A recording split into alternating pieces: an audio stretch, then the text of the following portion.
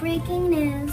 Hi, I'm Rose Flowerhead, reporting from Boston. At 10:50, a blizzard is in Concord, Massachusetts. The temperature of -10 Fahrenheit. The winds are blowing 100 miles per hour. Now we're going to hear from Vanessa Raynoak. Bye.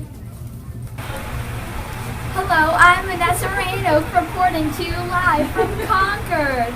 I will be interviewing Isabel Pickles. Hi, hello, I'm Isabel. It is freezing out here, and if you're on the road, get off and please stay inside. Thank you, Isabel. And that's all the time we have